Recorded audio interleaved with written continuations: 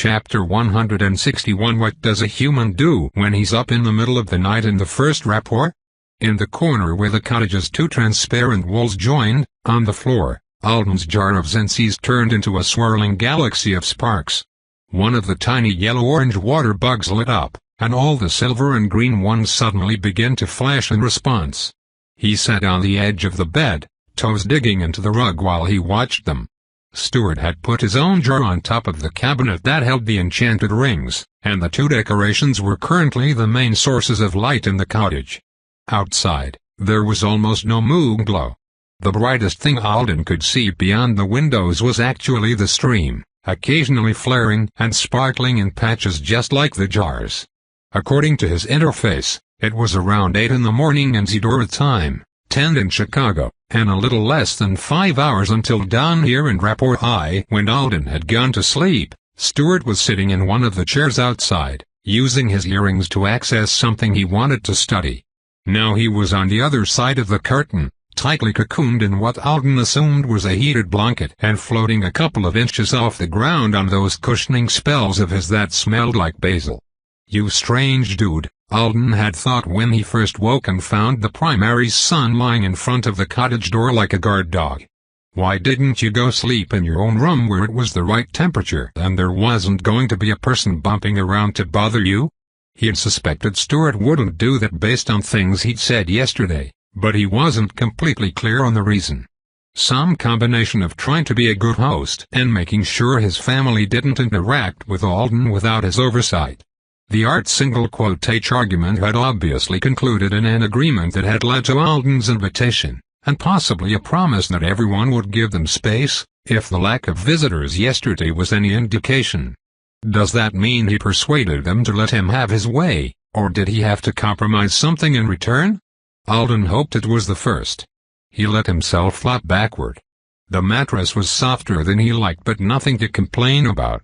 Above him, the ceiling was covered in small, triangular wooden tiles. "How many different places have I slept this year?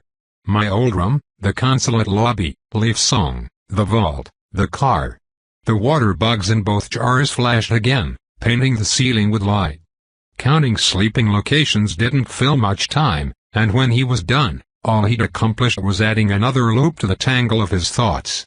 And what a tangle it was. Bo. Magic. Could today. Could be someday in the future. Stuart single quotation. Stuart. His upcoming affixation. Alden's own affixation. Superheroes. Unregistered avowed. Ansidora. Earth. Knights. Connie. Joe. The bearer of all burdens now. A year from now. Gorgon. Demons. Planets falling to chaos on the edge of the universe. Earth falling to chaos in his imagination. What it felt like to be swept from his feet by that wave, battered and out of control in the freezing dark. Death. That first gasp after Asherdy had pulled him from the water. Life. And would he even get to choose how he lived it? And for how long? Maybe the tangle doesn't get unraveled from here on, he thought. Maybe the questions and worries just accumulate, and the priorities get more and more confused, until I go nuts or completely forget that I used to think I had a handle on the world and my place in it. Stuart had offered to introduce him to a mind healer. And not just any healer, but one of the ones the primary had scoured the true planets to find for his own son. Alden suspected Asherdy had said something. Probably not. Alden Thorin seems like he is on the verge of flying apart, but he ignored me when I suggested a human healer of mind. Fix it. According to Stuart, the knight had made delicate insinuations about a matter, and he wasn't even sure he'd interpreted correctly. So it must have been quite subtle. Alden tried to figure out if he was irritated with Asherdy or not. It felt like an intrusion, and he didn't like it. But at the same time, when he tried to explain to himself why Asherdy worrying was unreasonable, he couldn't make his argument sound anything short of ludicrous. Stuart single quotation, your human friend, so surprising that you have one of those, by the way, really wants to have a phone call with you. He almost got stabbed and drowned a couple of days ago, and now he knows what 4 or 5 new kinds of dead bodies look like. But it's no big deal. Obviously he's fine. He's really excited about school starting back. He thought maybe he was lucky that Esherty hadn't just let Portyloath bury him up to his chin in a dirt mound and then summoned in a healer of mind while he was trapped. If the faculty at school knew the whole story, what would the conversation with Principal Sleyca and Instructor Klein have been like? They'd been worried about the word chains on the bus. The offer to take some time off from his gym class would probably have become an order if they'd known what happened at the ambassador's residence. Actually, I wonder if the dead guys in the greenhouse will end the possibility of a traditional superhero career if the news comes out. He rested his hands on his stomach, considering it. You didn't have to be at fault for an incident to become unhireable. Something sufficiently noteworthy just had to end up with a bad spin on it instead of a good one, and suddenly you weren't the PR-safe choice most places were looking for. 3 dead avowed and 1 survivor. Was he really a victim? Or a villain being protected by a corrupt wizard? Something like that. Alden didn't particularly care about the narrowing of his earthly job prospects, but he really hoped rumors that he was a murderer didn't ever become a thing. It would ruin the Gokarech song video. Suddenly everyone would be talking about me instead of the stinky cannibal parrots. He grinned at the thought, then slapped a hand over his mouth so that he wouldn't laugh outright and wake up the future night burrito on the other side of the cottage. See, I can still laugh at myself. No need to have my mind worked on. His smile faded. But if I'm honest with myself, the way Stewart had put the offer had sounded more appealing than most suggestions for therapy and mind healing that Alden had heard in the past. If some memory or emotion tied to all that's happened to you is tiresome for you, he had said. And tiresome was the right word for it. Some struggles he understood, learned from, and felt like he made progress on. Others were just so tiresome. His jar of Zensees flashed, and Stewart's followed a moment later. I wonder what he needed the healers for. Cena Art's single quotaceous death leaped to the forefront as a possible answer, but grief, even a deeply felt one, didn't seem like something that would have forced the primary to seek the aid of multiple elite healers. Unless it had been complicated by some other factor. Stewart had also specified that the thing he hesitated to call an injury had happened when he was very young. Possibly it was a linguistic nuance that Alden didn't quite mesh with, but he wouldn't have called the Stewart who had watched his sister die very young. It would have been like referring to his own 12 or 13-year-old self the same way. The hallucinations he mentioned having could have been what the healers helped him with.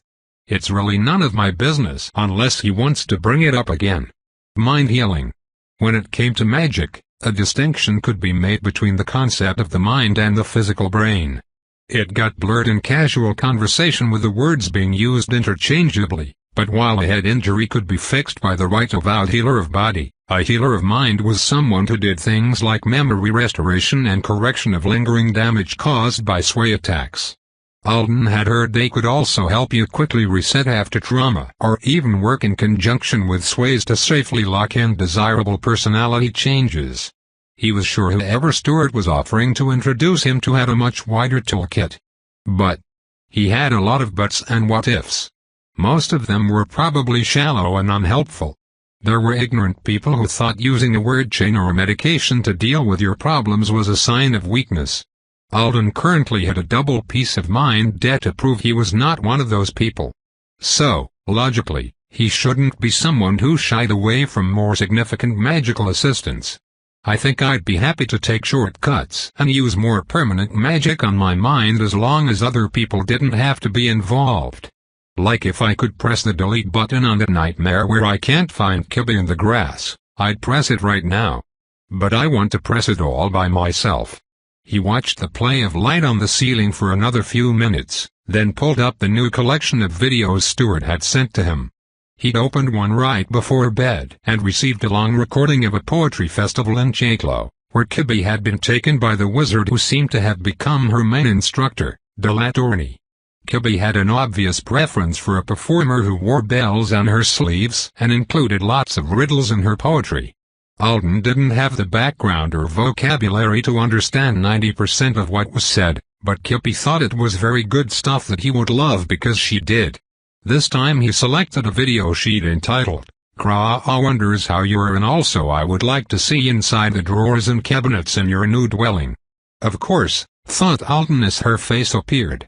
It was ridiculous of me to only film the exteriors of the drawers when I made a apartment tour video for her. What humans keep in our cabinets is the really intriguing question. She was sitting in her little classroom corner with her satellite images of the lab explosion being projected onto the wall. Her hair was piled up and forward to partially cover her forehead in another complicated creation that had to be Roro's work. And she was wearing— Alden sat up so fast he almost ended up in the floor. "Hi, Alden," said Kibby, her smile wide and her posture very straight, as if she was trying to stretch her neck out to showcase the aureate around it. The casting tool's color was just a touch paler than the one that was currently wrapped around Alden's upper arm and hidden by the sleeve of the shirt he'd worn to sleep. Nobody who hadn't spent a lot of time staring at one of the aureates would ever notice the difference. "Instructor Delatorny has decided it's time for me to learn a new spell with my aureate," said Kibby proudly. "I've been practicing with my aureate very hard." "You absolute genius, Kibby," thought Alden, pausing the video. "You got an aureate, bonded it, and made it match. How the heck did you manage that?" She was really on her way forward. It wouldn't be much longer before the two of them could talk using the new system on Thegund. Soon after that, she would be able to teleport here to the Triplanets and sit in a classroom with other wizard kids her age. She'd be a fully qualified summoner someday. Either as a wizard, or maybe a Hentaion if she wanted. And Alden would be something. Eventually I'd become something, right? Even if I can't see it from here. I have to end up somewhere somehow, if I survive for long. With the fake profile she had given him, he did have a little bit of a chance. Just a little more choice. He looked toward the burrito. Nothing like the choices you have, though. He remembered sitting in the kitchen with Vandy during Khan's party, folding his visualization of his own affixation instead of playing and thinking about what Stuart was planning to do. You are one of the few people in the universe who can be anything in the universe. Why are you choosing this? Because he believed it was right, of course. I don't even know why chaos exists, where it is besides the few places Earth hears about, how many kinds of demons and between grasshopper and moon-sized there are. Anything. I still don't know anything. I could wake Stuart single quote H up right now, and he could talk to me until next year, and I still probably wouldn't understand half of the things about it he does. He wondered what kind of skill Stuart had chosen. He didn't know if he looked forward to finding out or if he was worried about it. He hoped it was a fantastic one, something that would make up for everything the primary's son would lose. Quiet rabbits probably shouldn't want to be friends with knights, he thought. They should probably run like hell in the opposite direction. Stuart had told him that his duty to the Triplanets had to be his priority. It wasn't like that was a shock. But Alden didn't know everything that duty included, or how it would affect him. I do know it's a lot less likely to affect me in bad ways if he, and everyone else, keeps thinking I'm a normal avowed with a normal skill. The primary already thought an older Alden might be a nice addition to some future mission for knights. But as petrifying as that was, it almost sounded like he imagined Alden chilling in a travel dome in a relatively low-danger corruption zone, until someone or something important needed preserving. I'd be a conveniently chaos-resistant rabbit you could pass a bauble or a body to in a pinch. Not someone expected to do any actual battling myself. His risk of death from that kind of summoning was a question mark, since he had no idea what the success rate of night missions was or how much weight the Artonans put on keeping the avowed they brought with them safe. He did think his chances of survival would be much, much higher if his profile stayed a lie. And that was without even considering the quagmire that would be everyone's opinions on what should be done with a wizard from a species that wasn't supposed to have them. If the Artonans find out about Bearer, about the Authority Sense, about how the skill is going to grow. His aureate tightened on his arm. He wondered if he'd have any major choices left at all, or if, from that point on, he'd just be trying to survive the lifelong version of that wave bowling him over, icy, black, and unstoppable. Ratches. Startled from his spiraling thoughts by the sound, Alden stepped around the foot of the bed and walked over to look at his host more closely. "No more Gokaretches," Stuart said in a quiet but annoyed voice. His eyes were closed. "I didn't know our tone and sleep talked," Alden thought, worries replaced temporarily by amusement. Kibby had snored sometimes, but that was all. He waited for a while, but Stuart was silent. "Well, thanks for bringing me back to the present, anyway. I guess I don't have to figure out everything right now. Even if it is all coming my way faster than I'd like." Line of asterisks. Line of asterisks. Stuart woke about 3 hours later. Alden was kneeling on his learning cushion and watching his tablet with his headphones on. He had briefly texted Bo earlier, but now he was watching dual footage to pass the time. He'd been at it longer than expected. Stuart's cushioning spells had given out a while ago, but instead of waking right up, he'd been lying on the hard floor. "Good morning," Alden said in Ertoman, watching his host fight his way out of his covers. Stuart finally freed himself and stood. "It's not done," he pointed out. "True," Alden agreed. "What do you say to someone who wakes up when it's still dark out? Good waking?" "That's nice. It sounds like you're happy I didn't die in my sleep." He started folding up the blanket. "I am really glad about that. Can you imagine the conversation I would have had with your family?" Stuart brought the blanket over to put it in one of the drawers set into the platform that the bed rested on top of. "You're on your cushion," he said in a pleased voice when he was finished. "Should I leave you to your learning?" "I'm ready to do whatever you like. I've been talking to a friend back home and studying for school, but I don't really need to keep at it." Bo wasn't likely to have time for a long text exchange today. He'd been stuck in serious conversations with worried or annoyed authority figures all morning. It was a predictable consequence of vanishing for months and then showing back up at school out of the blue with the intention of re-enrolling, but Alden still felt vicarious pain at the thought of how awkward all the questions must be. "This is just a video of students at my school dueling with their powers," he explained to Stuart. "We're going to start training this way on Wednesday evening, so I was supposed to observe a few." "About dueling? May I see?" Alden gestured at the tablet. "Of course you can." Stuart was already hurrying toward him eagerly. Alden took off the headphones and turned the volume up. There wasn't much in the way of conversation on the video, but occasionally someone on the sidelines shouted something of interest. And Stuart would probably want to hear any spells that were being cast. Not that any had been in this duel so far.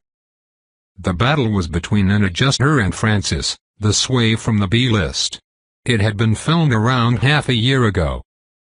Alden really didn't need to watch this fight. Reviewing one-on-one footage from other classes had mostly been assigned to them so that they wouldn't show up on Wednesday with no clue what was going on, and he had a handle on the basic rules for a dueling session down now. But the hero program had almost no sways, and he had been curious about how Francis actually made progress on his beat the A's goal. In this duel, at least, he seemed to be doing all right. "I don't understand what's going on," said Stuart. The bell sounds the rings on his fingers make let him slowly build a suggestion in the listener's mind. And then when he finally triggers it, they have a harder time resisting. He focuses on making people lose control of their own bodies. That's why the girl he's competing against is chasing him around the dueling block and trying to kick him instead of casting. He's made her forget how to use her arms, and she is an adjuster.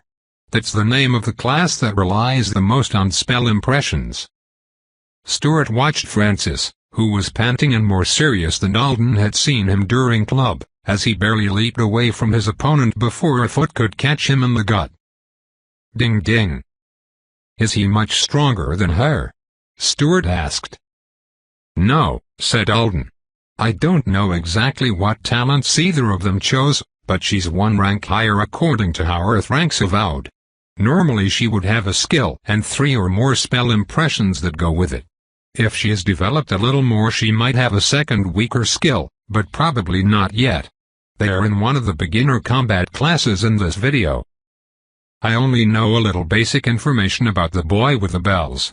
He can't build the suggestion very fast, so I think they must give him permission to start using his powers at the start of class instead of waiting for duels to begin.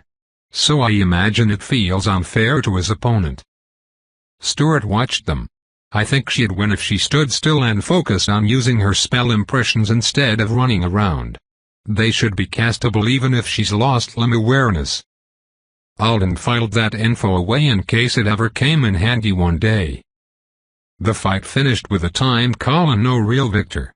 Both participants looked angry about it as the adjuster went to the bleachers for a break and Francis headed toward another dueling block to face a different opponent. As was typical of classes held in the gym, there was a minimum of wasted time. There were several blocks, and people were always moving in and out of them as they were assigned new partners. Stuart leaned over Alden's arm, trying to see a pair in a corner of the screen better. "Do you want me to show you the close-up footage for that particular fight?" Alden asked.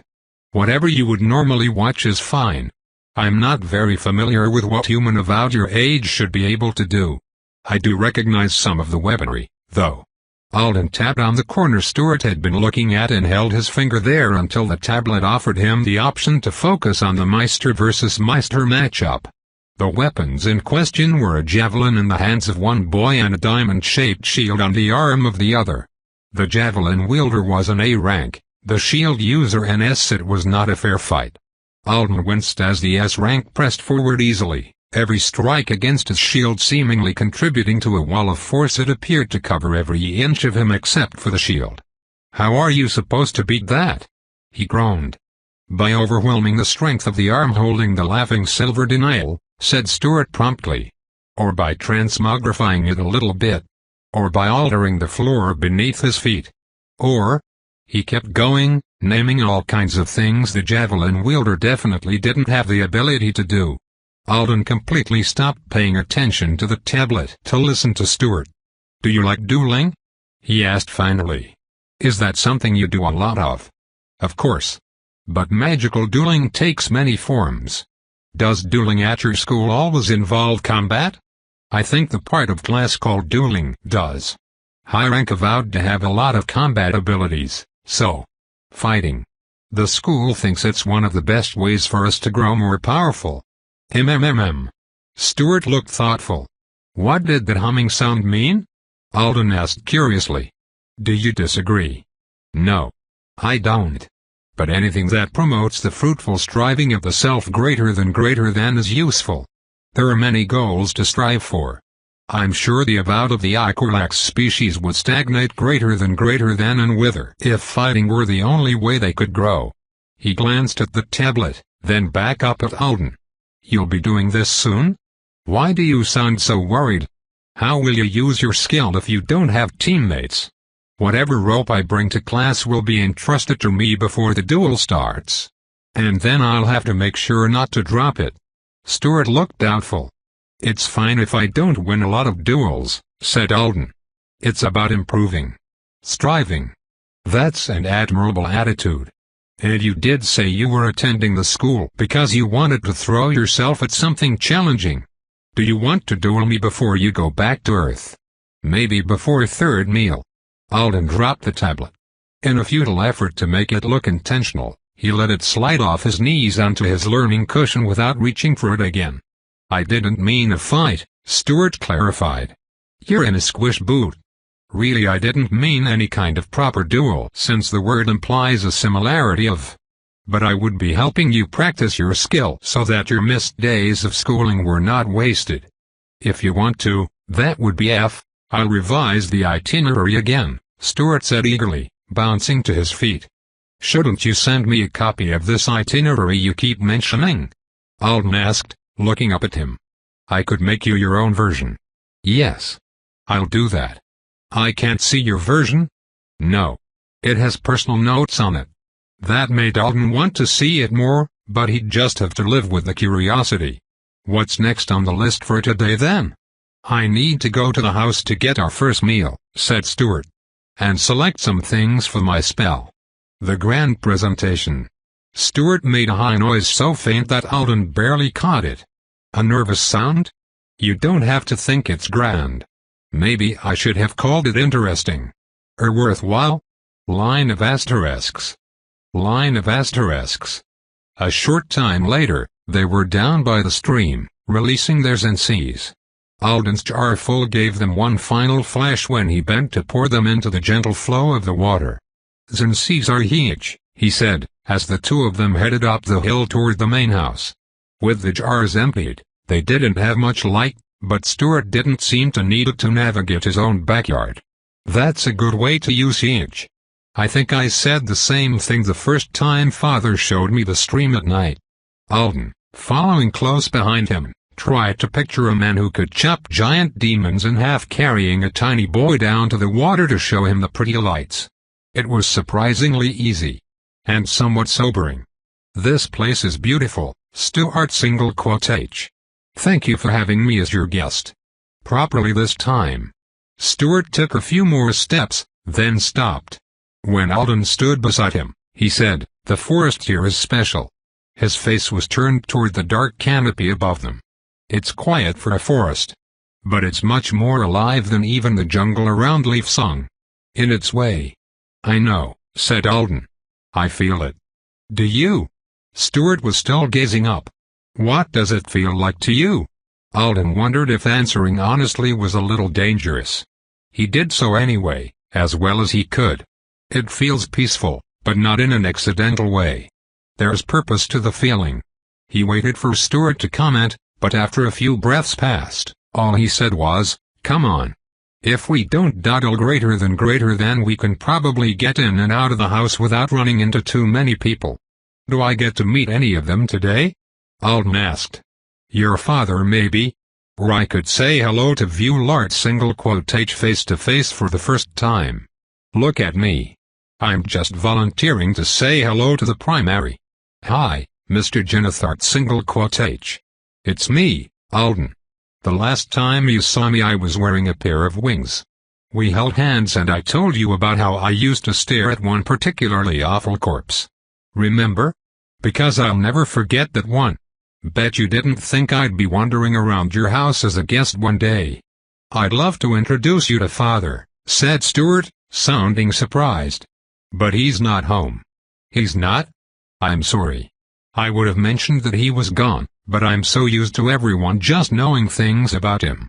For some reason, it didn't occur to me that you wouldn't. He's been away from the mother for months, and he'll be away for many more, unless something goes wrong." "Oh. All right. He doesn't plan to be here for Stuart's affixation? Or after?"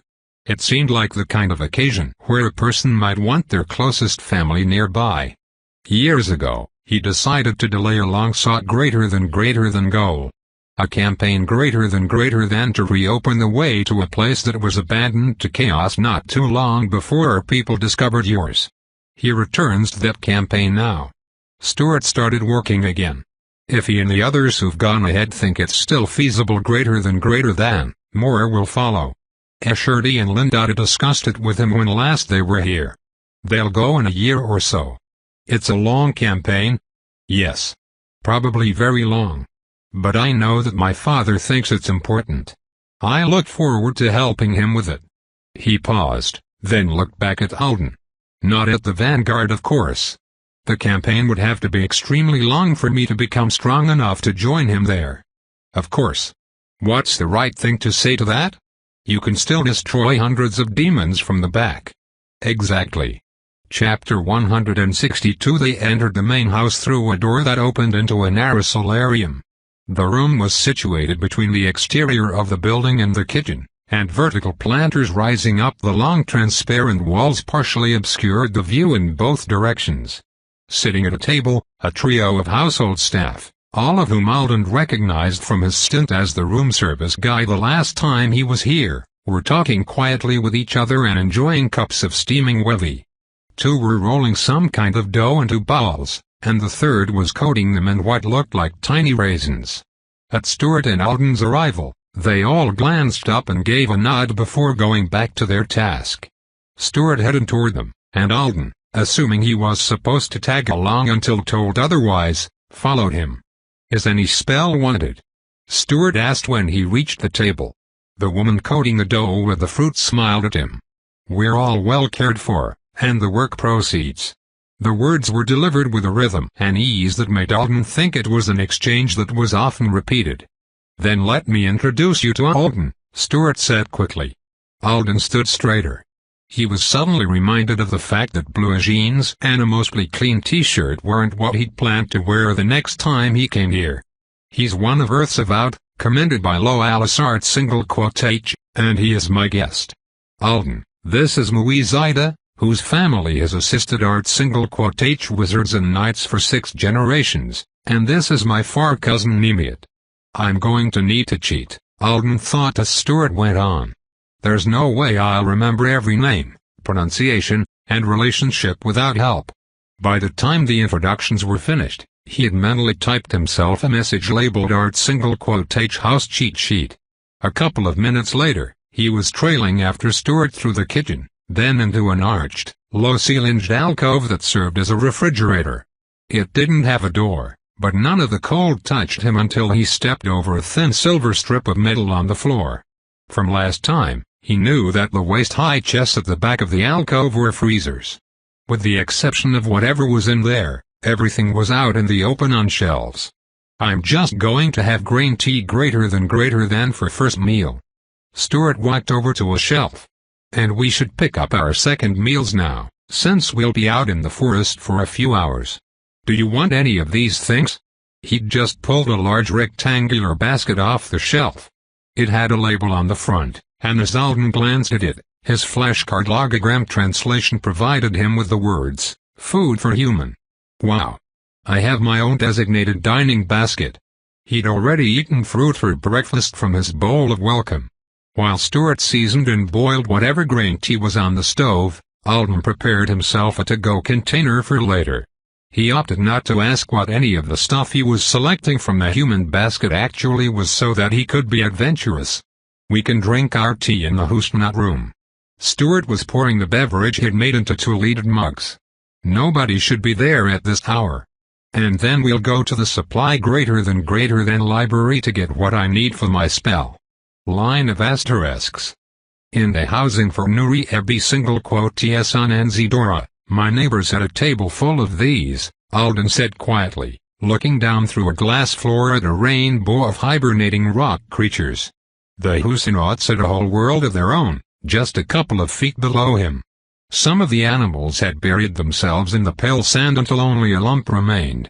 Others were jumbled together. Based on how they'd arranged themselves, it seemed like most of them wanted to sleep around the edges of the mysteriously rippling pool in the center of their domain. We wagered money on where they'd all relocate to when they moved. "We do that, too," said Stuart, sipping from his mug as he looked down at a particularly large animal with a turquoise starburst pattern on its shell. "Not money, though. Usually we wager chores or errands." He was speaking in a near whisper as well. On their way here, they'd crept past Murmur, who was sleeping next door on the floor of the room that held the fire pit. One small Artonan child conked out on his back like he was a mattress, and one red Riabi single quote T snuggled up against him. Alden now had more questions than ever about the murder. "When we saw Murmur and you said, 'Grandpa is sleeping,' is that a saying of some kind? Because Murmur is very old. Or? We all call him that sometimes. He often cared for my father and his siblings when they were growing up." Stuart stared off into space for a second, and a moment later the illumination below the floor changed to a black light setting. The Huguenots were suddenly a riot of speckled fluorescent patterns. Alden bent to look closer. "Do your father and Alice Art single quote H support your plans?" "And Alice and father almost never disagree about anything serious where anyone else can hear them. I'm sure they aren't always in unity greater than, but they pretend to be." Stuart took a lengthy pause, sipping a few more times. "Those of us who grow up in the reports call our adolescence the choosing season. It hasn't always been that way. Historically, the idea of forcibly greater than expanding the population of knights takes hold for years at a time, and there's much less choosing involved. Until everyone decides again that the rewards aren't worth the cost. Many of the older knights took their oaths during one of the worst cycles, and because they saw so many of the people they grew up with die during first binding or within a few years of it, they've done what they can to change bad traditions and revive good ones. Like the choosing season? Yes. After we attend our first, there is a ceremony where some knights request rest. If you are raised in a rapport, your first attendance at that ceremony usually marks the beginning of your choosing season, and the season doesn't end until you announce that you have chosen. Alden swallowed. Almost everyone from the rapport children's school will go on to become a Hentaion or a wizard sworn to aid them in some way. Both choices are serious. And so it's important that they are made, or rejected, without the buffeting greater than of stronger winds. We're encouraged to go slowly. During the years of our choosing, our instructors are charged with greater than teaching us as if we might have any future. Everyone, including our peers and our family members, waits patiently to give advice if we ask for it or to celebrate our choice with us once it's made. Before my choosing season, I and everyone else thought I would become a veterinary. Which is not someone specifically trained to kill people. No? No. Stuart shook his head and laughed softly. Where did you pick up an idea like that? Veterinaries are wizards who serve as assistants and dedicated casters, often for a single night but not always. Hentaions spend so much time training their skill, recovering from affixation, and working far from home. Almost all pursue education in wizardry, but it can be difficult to gain a comprehensive greater than one. At least in the usual time frame. A veterinary fills in gaps, cares for the knight in whatever way is called for, makes sure certain social responsibilities are met, and may join them in the field greater than when situations allow it. Escherty had lent out his veterinary following me around school yesterday, Alden told him. Why? To make sure no wizards or law enforcement bothered me about the dead people. Or maybe because it was funny. He also had my birth tree moved to his house. Stuart's brows drew together. Where was your birth tree previously located? Outside of a building where babies are born. In a place where vehicles stop rolling. Park greater than. Right. I know that word. I just forgot it. You can't have your birth tree in a place like that, Alden. What if the autodrive on a vehicle malfunctions, and it crashes into it? They blinked at each other. You look like you don't understand me right now, said Stuart. I didn't even know what birth trees were until Escherty told me he'd bought mine. And now you look like you don't understand me. Stuart came over to stand beside him. Since we're talking about birth trees anyway. I wasn't born here. My mother was a courageous person who fought many battles, but her last one left her unwell. She went to a corrupted world to help my father. She stayed too long and gave too much. She was pregnant with me, and father didn't know. She said she would go back to the true planets ahead of him to recover, but when he returned, nobody had seen her. He searched for her and eventually found both of us on another planet. Oh, said Alden quietly. She was a knight, too, then? Stuart looked surprised. Yes. The place where I was conceived greater than isn't somewhere many people who aren't knights could safely travel to. But it's too long a story to tell in whispers with that group sleeping next door. And we said is too young to hear it. Alden added a note to his cheat sheet that said, we said equals sleeps on top of murmur. When father returned home with me, I required a lot of gentle care and attention. Everyone gave it to me. And when I was less fragile, they did everything they could to make my life as it should have been, if nothing had gone wrong. When my family told me stories or talked about the kinds of things I might do with my future, they told me how well suited I was to being a wizard of the rapport. And that's a special and worthy thing to be. It's a life that many members of the family have chosen. So I was always proud. As the years of my childhood passed, I grew very close to one of my older sisters. Sina. I told people I would be her veterinary one day, and she agreed with me. It became something that felt true. To me. And to everyone else. He drained his drink and wiped his lips with the pad of his thumb. You've seen my morning name, so you know. She died. I'm so sorry, Alden said, hating how insufficient the words were. Stuart looked down into the empty mug then back up. He looked so much like he did on the day she died, Alden thought. But so different, too. Watching his face that day, Alden had wondered how he would ever be all right. But here he was, talking about it like it was a scar instead of a fresh wound. It was more horrible than anything I had ever imagined. I had to delay my season of choosing for another year, so I could mourn her and recover. Around that time, people asked me every now and then if I had thought about leaving the rapport. I guess to live in leisure greater than with no responsibility at all. Alden was sure from his tone that those people had been put on some kind of idiot list in Stuart's single quote H's head. But my family and I still talked as if I would be a veterinary one day, maybe for one of my other siblings or cousins. Maybe for someone else.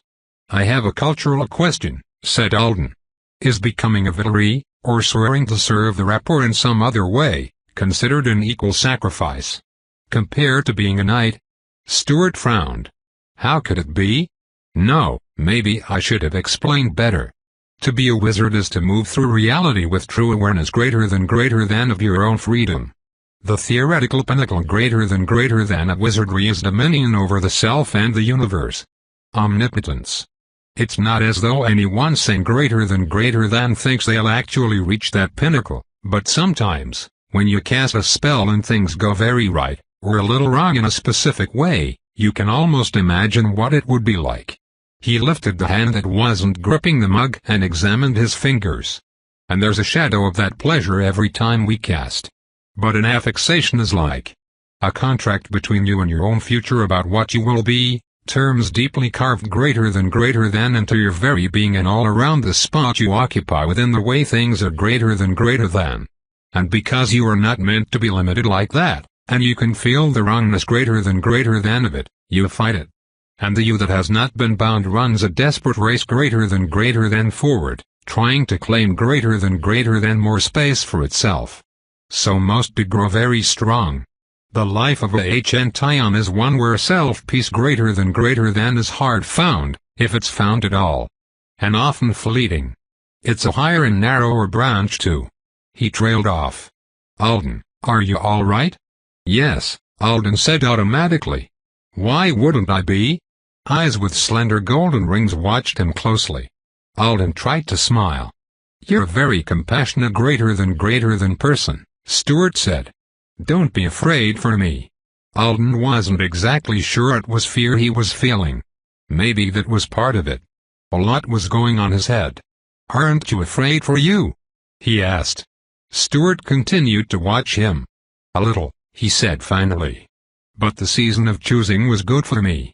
The setting aside of time to think, the encouragement our instructors gave us to calmly consider all paths.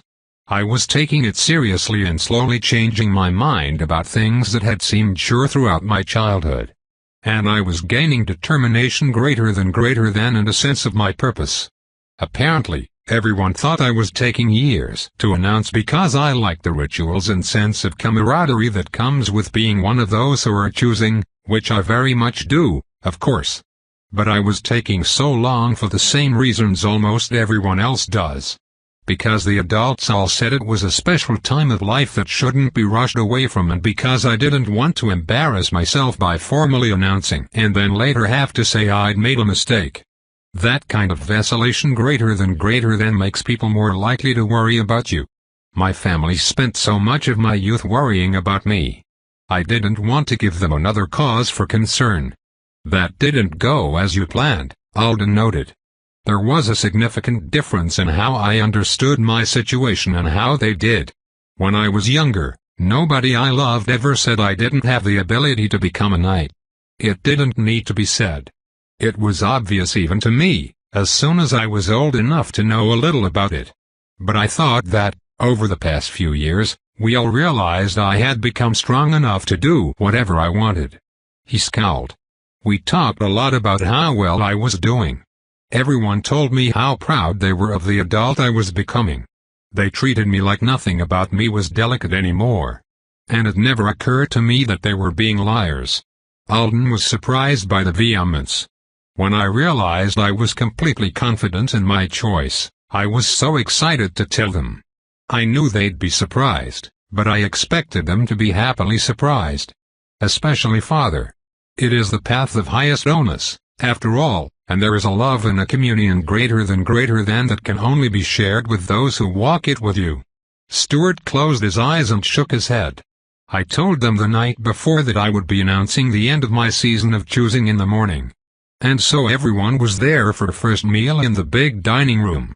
The change in their expressions when I told them. He fell silent. Bad?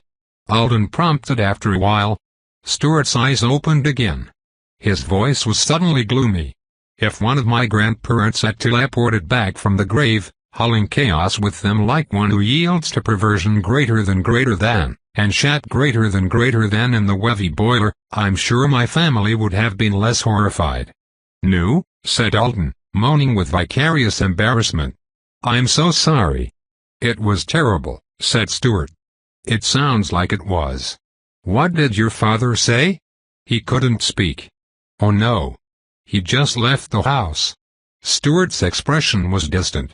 He was gone for almost a week. Alden cringed. That was about half a year before I met you, Stuart said. I've had an astounding greater than variety of arguments with everyone since then. But actually, right after the mission, when father came to see me, we talked for hours. About the mistakes I'd just made, but also about my future.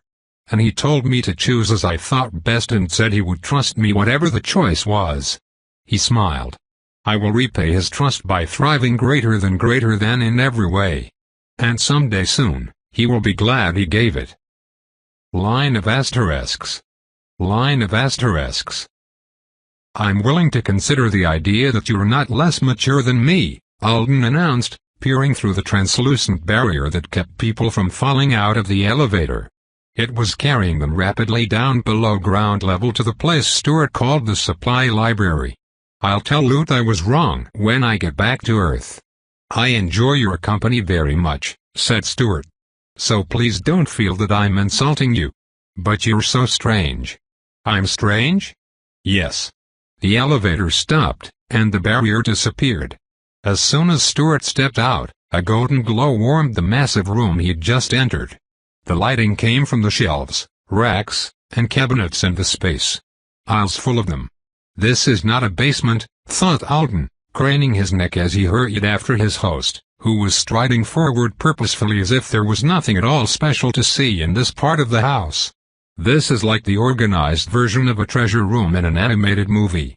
But instead of in mounts, the jewels were in boxes with labels like worshipped in a Fituna temple for at least 300 years and fossilized resin drops with stinging wounds inside. They walked past a rack covered in loops of Artonan hair. Well, no fantasy treasure room I ever saw had that. But he was pretty sure if he were right he would have fainted the second he set foot in here. They had enough of that powder Everly Kim used to cast her ice patch spell to fill a bathtub. There were metal ingots in piles. One cabinet had a sign on the front that said, "Don't let me out without asking Vule." Alden was so overwhelmed that he forgot to joke around about how Stuart was the strange one. Of course he hadn't forgotten exactly where he was. He was an invited guest in the home of the people who were ranked first and fourth most important in the known universe. But the art single quotage residence was so cozy for an alien sibling hold. Cooking dinner on a rock and watching Stuart try to get a zip away from his pet had made his impression of rapport lean toward the homie. Now he was having a moment of clarity. And magical eye strain. The floor below us is also part of the supply library, Stuart said, apparently unaware that Alden was trying to calculate what that bin full of sand over there must cost if it was the same stuff that was inside his temper spheres. And the one below that is for items that should be kept safe but that rarely need to be accessed. There are some interesting weapons down there. Above us is the manuscript library. And a lot of portraits. They passed a shelf full of bottled snowmelt, labeled by year. And then they walked by a tree root thicker than Alden's whole body. It pierced down through one hole cut in the ceiling and another in the floor. Alden found his voice as Stuart led him to a series of slots carved into the wall. There's so much stuff here. Do you like it? Stuart paused with his arms half lifted as if he were about to cast. I always have. Rol spent a whole winter down here with me one year, teaching me the names of all the things, how to care for them, and what they were for. I do like it. You managed to memorize them all in a single winter? All the more common and useful things, Stuart clarified. But I still know more about the library than a lot of my older siblings do. And Mban's very familiar with it now, but the first time some of my brother and sisters brought her down here, she accidentally got left behind. The lights cut off because she hadn't been introduced to the spell yet, and half a day later, I found her crying behind a basket full of blood cakes greater than. Alden pulled up his cheat sheet. That sounds sad. Who's Mban? Line of asterisks. An hour or so after sunrise, Alden found himself sitting with his back to a tree, waving off apologies from Stuart, who was acting like the lack of a magical cushion might do Alden's rear end a permanent injury. I'm very comfortable, Alden insisted. And if casting a spell right now might make you mess up the one you just spent so much time preparing for, I'd be disappointed. I want to see what your skill is going to do. The primary's son had been explaining about the spell the whole time he set up the casting zone for himself. It was, he said, the most difficult thing he could achieve with magic. He had only managed to make it work in the past couple of months, which had been the final goal on his personal to-do before IFX list. Because it was a spell that showed him the humblest version of the skill he decided would be his perfect match. Alden had no idea what to expect, and he was getting excited at the thought of seeing not only a cool new kind of magic, but a cool new kind of magic that Stuart's single quotation thought was worth sacrificing a portion of himself. But the wizard who'd just spent part of the morning talking about how great his special spell was and exuberantly choosing expensive supplies to match the occasion was now having what looked an awful lot like a crisis of confidence. You understand that this is just a part of what I'll be able to do with my skill, he said for the second time, leaning over to brush a few grains of soil from the top of the circular slab of white stone they'd hauled out here with mover discs. He was going to stand on it and cast, and something was going to happen to the line of random objects he'd placed in front of it. It would be more impressive in the future. I know. And if I make a mistake and it fails, that won't mean that my skill will fail in the future. I know. Stuart opened his mouth again. Listen, I'm an easy audience, said Alden. And if it doesn't work, you can try again this afternoon, can't you? Or in December. If you're still planning to invite me then. I know it might not be worth another argument with your family. There won't be any more arguments about that, said Stuart. Now he was checking the tie on the end of his braid as if that might be the one thing that undid all his preparations. I can have you over whenever I want to. They promised. You didn't have to give up something you wanted in return, did you? Alden asked. I don't want to be. I think it all concluded in my favor. They asked me to delay my first binding for a while longer and do a few other things. That's not fair to you, Alden said, anger rising swiftly. It's so stressful, and if you're ready for it now, it can only be a small delay.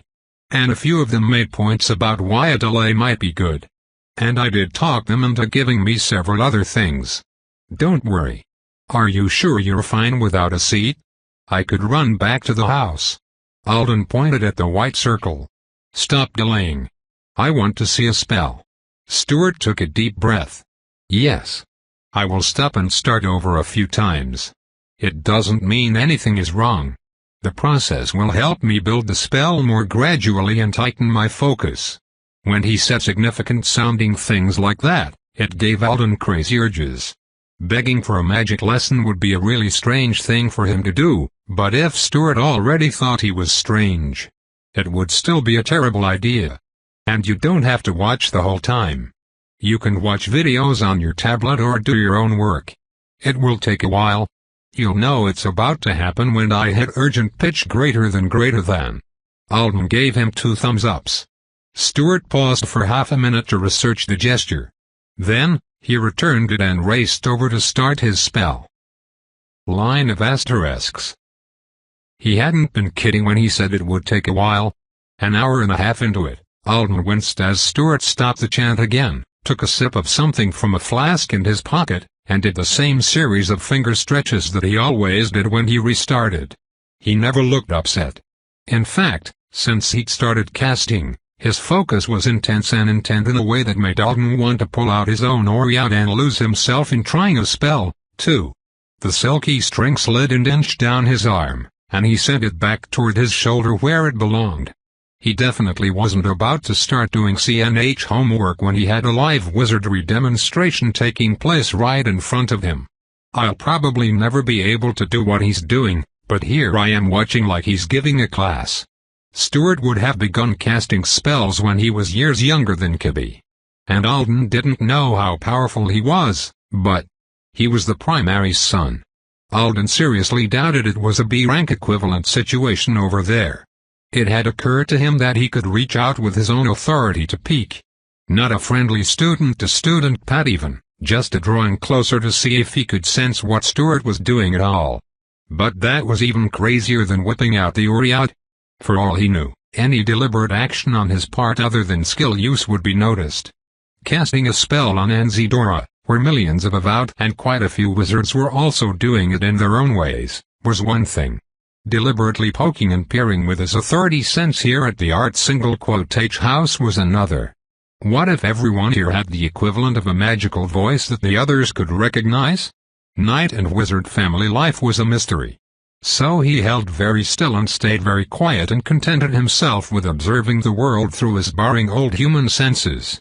The braziers positioned around Stuart were sending up smoke that spiraled tightly around his stone circle and up before disappearing. Alden had only gotten one whiff of it before it started spiraling well, and he could have sworn it smelled solid. Like it was prodding his nose and lungs. Whenever the chanting was in progress, he admired the variety of sounds Artonan throats could make. He wondered if Stuart's speaking voice was what came comfortably to him or if he had selected it for himself. They could do that fairly easily if they wanted. Just decide they were going to develop a different everyday voice like a human deciding they were going to learn a new accent. I doubt he's had the time to think about something like that, considering everything else he's been thinking about. Mostly, Alden was passing the time trying to guess what was going to happen to that line of stuff Stuart had made.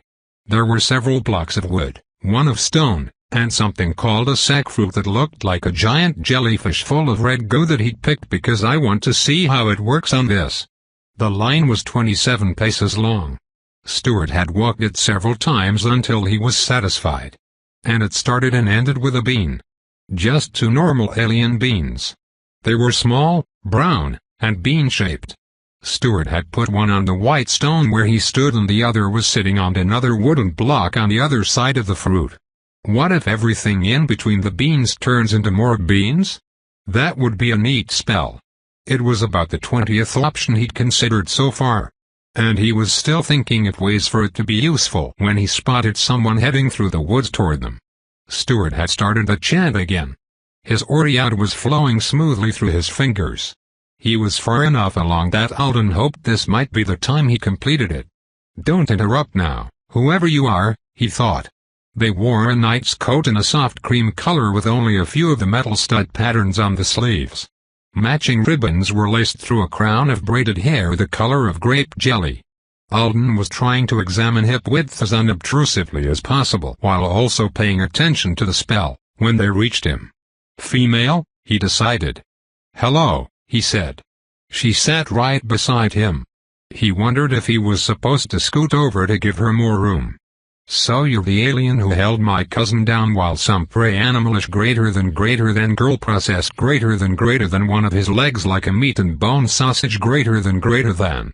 Just because all of those kids thought their lives would end if they didn't get into the fancy jungle school their parents partied at. Oh God, thought Alden, his polite smile freezing. She knows the whole story, and she made it sound so bad. When he didn't answer, one of her eyes turned toward him. It was a gray fleck pink. Alden cleared his throat. Yes. That was such a bad day for everyone. I'm Alden. Binary single quotage, she said, turning back to Stuart. Definer of grooves. Greater than. At least she's on the cheat sheet already. Mban was Stuart's first cousin once removed. Her parents were regular wizards by choice, but they'd come to Rapuri for a visit when Mban was younger, and she had decided this life suited her better. She was the nearest to Stuart in age, just a few years older, and she was the latest art single quote-h to become a knight. Definer of grooves. Is that a title of some kind, or is she introducing herself by her skill name? It's an honor to meet you, Hn Ambinarit single quote-h. Do you think you will succeed? She asked, still watching her cousin. Is it safe for us to talk? I don't want to distract him. He's been working on this all morning. Ambinarit single quote-h snorted. If two people talking nearby breaks his focus for this spell, that would be more his failing than ours. Alden would still be trying to limit it to strictly necessary exchanges if she stuck around.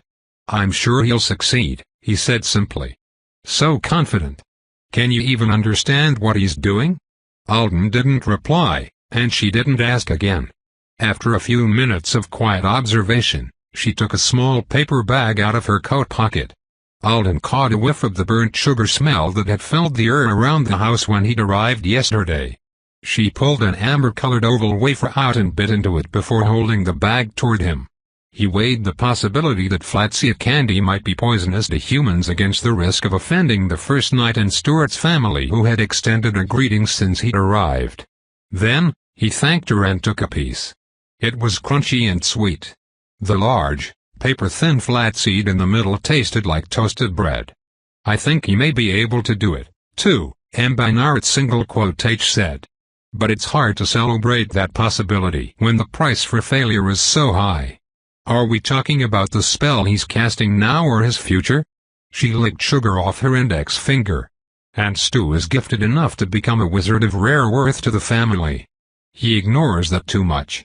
I could try until I wept and still not cast a spell like this one. Even if he is imperfect greater than with it still. A moist finger pointed at the line of objects in front of them. Stuart's voice was rising in pitch and volume. That's all I'll say about it.